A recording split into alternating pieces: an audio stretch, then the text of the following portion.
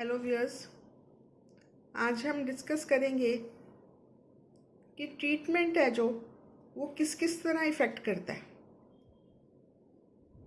Allopathic treatment है वो अलग वे तरीके से इफ़ेक्ट करता है, होम्योपैथिक अलग वे में इफ़ेक्ट करता है। अब अगर हमने एलोपैथिक ट्रीटमेंट लिया, एलोपैथिक ट्रीटमेंट का क्या मेथड है? मान लो एक यहाँ पर गड्ढे में पानी पड़ा है, उसके ऊपर मॉस्किटोज़ आ रहे हैं।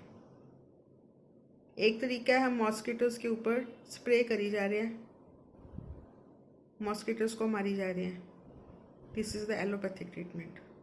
और दूसरा तरीका है कि हमने वहाँ से वो खड्डा ही क्लियर कर दिया, गार्बेज ही क्लियर कर दिया। This is the homeopathic treatment. अब बैक्टीरिया को ख़त्म करना है एंटीबायोटिक से, या हमने जो जिस चीज़ से बैक्टीरिया आ रहा है वो ग्राउंड ही नहीं रहने देनी। जिस चीज़ से बैक्टीरिया प्रोड्यूस हो रहा है, बैक्टीरिया आ रहा है, इन्फेक्शन आ रहा है, उसके कॉज को ख़त्म करना है, गार्बेज या मॉस्किटोस। ठीक है। अब हम क्या देखते हैं कि एलोपैथिक ट्रीटमेंट अगले हमने दिया, हमने एक बार एंटीबायोटिक दिया, दूसरी बार एंटीबायोटिक दिया, तीसरी बार दिया। अगर तो वो पेशेंट बड़े आराम से सिंपल एंटीबायोटिक से ठीक हो गया, इसका मतलब प्रॉब्लम इतनी थी नहीं, और हल्का फुल्का एंटीबायोटिक दिया, ठीक हो गया, वहाँ तक तो ठीक है।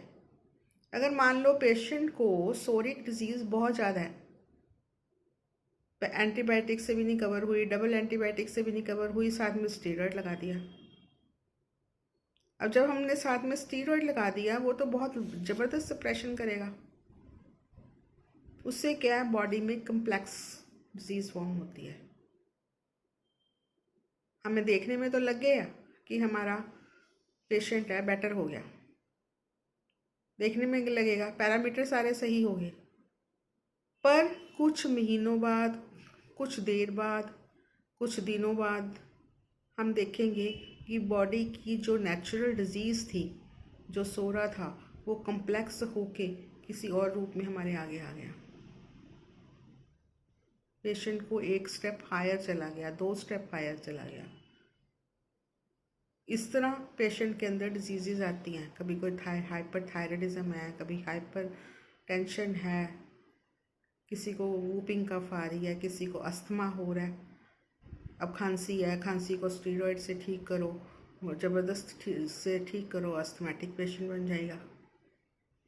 वही अगर हम होम्योपैथिक नेचुरल वे में उसको ट्रीट करते हैं तो उसमें क्या होगा, अगर तो 2 डिसिमिलर डिजीज़ बॉडी में मिल रही हैं, फिर तो जो स्ट्रॉन्गर वन है वो अपना कोर्स पूरा करेगी और चली जाएगी, नेचुरल डिजीज़ क्योर नहीं होगी। जो नेचुरल डिजीज़ वो पड़ी है ना, वो वहीं की वहीं पड़ी रहेगी। जितनी मर्जी होम्योपैथिक दवाइयाँ उसको दे जाओ, पर अगर वो सिमिलर नहीं है वो क्योर नहीं करेगी। वो कुछ कहेंगी भी नहीं, पर वो क्योर नहीं करेंगी। हाँ, अगर वो बहुत स्ट्रॉन्गर है फिर हो सकता है कि उसकी पेशेंट में साइन एंड सिम्टम बढ़ जाएं, टेम्परेरी हम देखें कि एग्रेवेशन हो रही है। पर अगर वो सिमिलर है, नेचुरल है, स्ट्रॉन्गर है,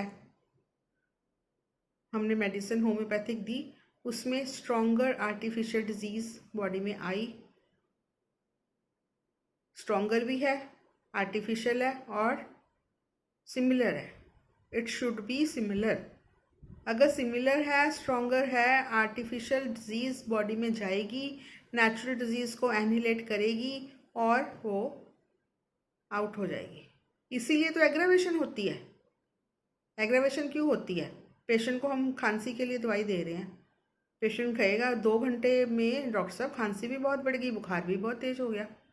वो क्या था? वो होम्योपैथिक एग्रावेशन है, क्योंकि जब सिमिलर मेडिसिन जाएगी तो एग्रावेशन होगी। सिमिलर स्ट्रॉन्गर मेडिसिन बॉडी में जा रही है तो एग्रावेशन हो रही है। पेशेंट हमें कहेगा डॉक्टर साहब मेरे को तो मेडिसिन खाते ही खांसी बहुत बढ़ गई, मेरा बुखार बहुत तेज हो गया। हम पेशेंट को क्या कहेंगे? कल तक वेट करो। अगले दिन हम देखेंगे पेशेंट की खांसी भी ठीक होगी, पेशेंट का बुखार भी ठीक हो गया।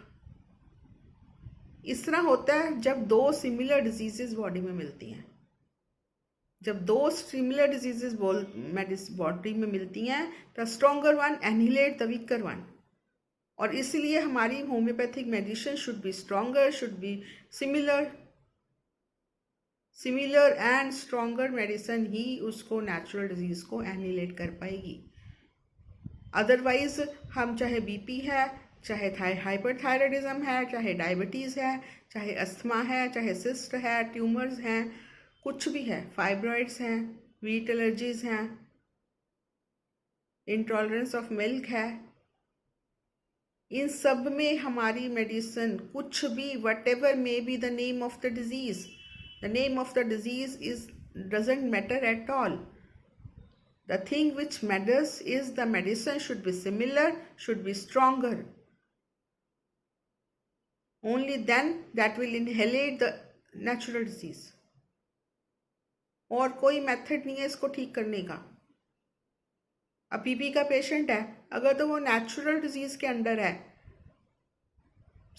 नेचुरल मेडिसिन के अंडर है, बीपी का पेशेंट है, अगर वो नेचुरल मेडिसिन के अंडर है, तब तो उसका धीरे धीरे वो क्योर हो जाएगा, उसका जो वेसल्स में जमा हो रहा है वो पिघल के ख़त्म हो जाएगा।